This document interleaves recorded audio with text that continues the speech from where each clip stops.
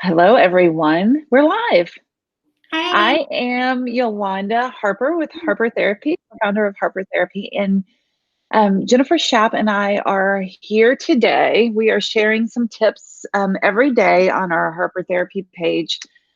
Just tips to get through this COVID-19 crisis, this global pandemic, everything that goes along with that, from social distancing to now, we're isolating, and the economic crisis. And I don't know about you, Jen, but sleep has been a challenge. So today you're going to share some tips with us on just some ways that we might be able to set ourselves up for a little bit better success rate for getting some sleep at night, right? Yeah. Yeah, I know for me, like sleep's been kind of all over the place. Sometimes I felt like one week I feel really exhausted, but another week I feel insomnia. So this week I kind of wanted to touch on the other end of not feeling that super exhaustion, but feeling more of that restlessness, which I believe Hmm. contributes to insomnia. So Hmm. I kind of want to just normalize that, like during this time, if you are experiencing insomnia, it would be really normal because like your body is more like hyped up. We're getting like all this information in. There's a lot of unknowns. A lot of things feel out of our control, and those are basically like the triggers for anxiety. And I think anxiety a lot of times is what leads to insomnia. Um, Right. Yeah. They kind of can go hand in hand for sure. Yeah, exactly. So I'm going to kind of address like insomnia that's maybe related more to the anxiety really related to COVID-19. So a big main tip that I would say is limit your media exposure. But on top of that, if you're like reading articles or watching the news, try to turn it off maybe about 2 hours before you're going to go to bed. Kind of start that like shut off part for your brain to kind of transition into like, okay, now is the time for me to settle down. Now is the time for me to like focus more on relaxing. Because if you're watching it up to the point where you're going to bed, you may notice that that is keeping you more edged up before you go to sleep because your brain is now going to try to process everything it's heard. Yeah, you're just basically setting yourself up to stay awake all night if you're trying to look at news reports and media right as you're going to bed. Yes, exactly. Yeah. And even putting some limits around that during the day, like maybe giving yourself half an hour or 15 minutes or whatever it is to consume the information that you need to have, and then put that aside. Yeah, I definitely agree. Like if you're having news on all day, I think it really is just flooding your brain with information and Mhm. a lot of information that maybe you don't need to be taking in. Mhm. um, Not helpful. Yeah. yeah, not helpful. Another one I would say is develop a bedtime routine. So we do this a lot of times with like littler kids to kind of help them feel okay with the idea of like letting go of the daytime activities and okay, now we're gonna go to bed. But I think for adults, it can be really helpful as well. So you can kind of create what your own bedtime routine would look like. But an example would be like maybe you go as far as like okay, like an hour before bed, I want to like have like a glass of like warm tea or a glass of water, something that kind of just like relaxes like your body.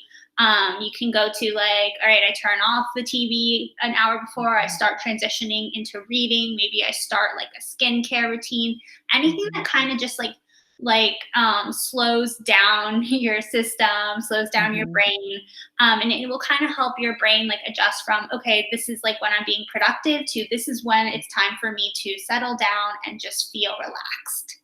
Yeah, I think that's super important, especially when like our productivity and our relaxed spaces are kind of melded into one since we're all at home right now. Yeah, And to just have that process where, I know my body knows that when I change into my pajamas and I wash my face and I brush my teeth, like that's the unwinding piece.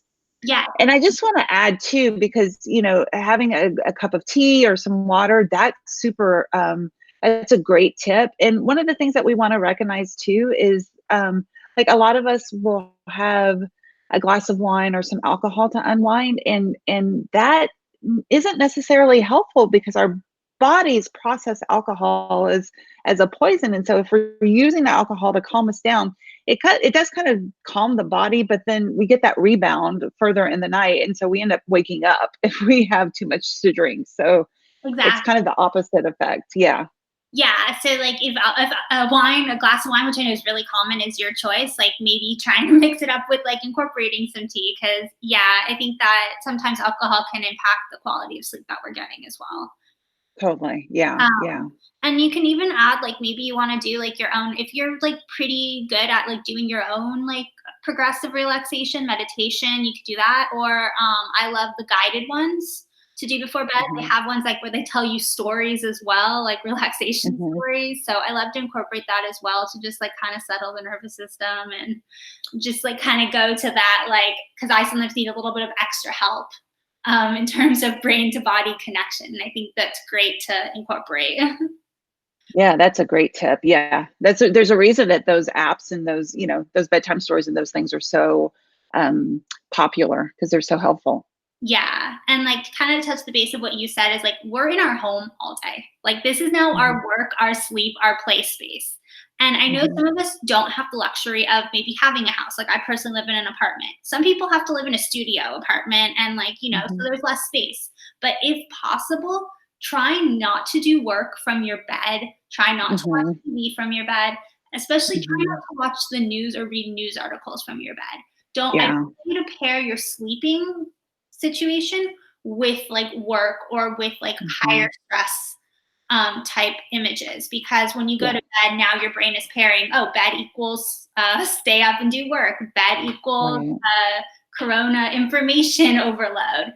So Right. kind of separate that. So even if you live in a studio, like maybe setting aside like a little space for like where you do like work or where you like read your news articles. So kind of doing that separation of work and sleep, which I know. That is yeah, it is. It's difficult. It's a challenge, but that's a really fantastic tip.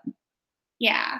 And then another one is like, which I mentioned in a lot of videos, is get some exercise. Maybe if you're kind of nervous right now to go outside and take a walk, maybe if you have like a balcony, go get some fresh air that way. You can download on YouTube. You can go get some indoor yoga videos. You can do some Pure Mhm. Barre. You can do some like any sort of like exercise that you want to do in your home. That'll help kind of get some of the excess energy out, because I Yeah. believe that there's like the mental energy that you're doing, but there's also a lot Yeah. of physical energy that we're not exerting anymore. We're not Right. walking around. We're in one. Yeah. So I think like that can kind of help with maybe the excess like restlessness that you're feeling at night. Yeah. That's a great tip too. Yeah. And then my very last one is maybe like 2 hours or set aside in the day to journal. Get those thoughts out of there. And if you have another person to talk to, confide in a person. Share your thoughts with them.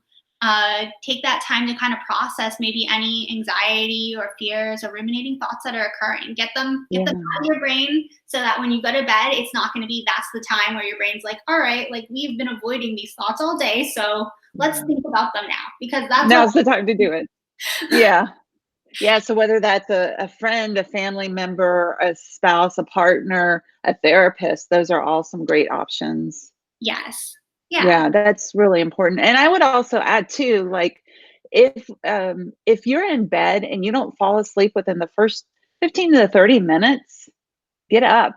Yes. Don't just lay in bed and toss and turn. To that goes back to your previous tip of like then you're just training your brain and your body to toss and turn in bed and be awake all night, right? So get up, leave the bed, go to another space, do a quiet activity, read, listen to some calming music, whatever, and then go back to bed when you're feeling drowsy again.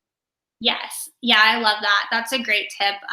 And I agree. Tossing and turning doesn't do you very much good. Get out. No, My thing is always get water, but I always reluctant to give that to people, especially if you're the type of person that has to get up a lot to use the to go to the bathroom. bathroom. Yeah. For me, that's personally something that I do, because it like shifts my Mhm. brain from sleeping to like, okay, I'm gonna go do another like Yeah. essential task. Yeah, yeah. Those are really great tips, Jen. I really appreciate you sharing those with us. And friends, if these tips are helpful for you, if you know someone, and we all do, all of us are facing kind of similar situations where we're having a hard time sleeping, we're having a hard time unwinding. Please feel free to share these tips with your friends, with your family members, with your loved ones, and tune in because we will continue to do these regularly. So, thank you for joining us today, and everybody stay well and let's take good care of each other. Thanks, Jen. Bye. Have a good one.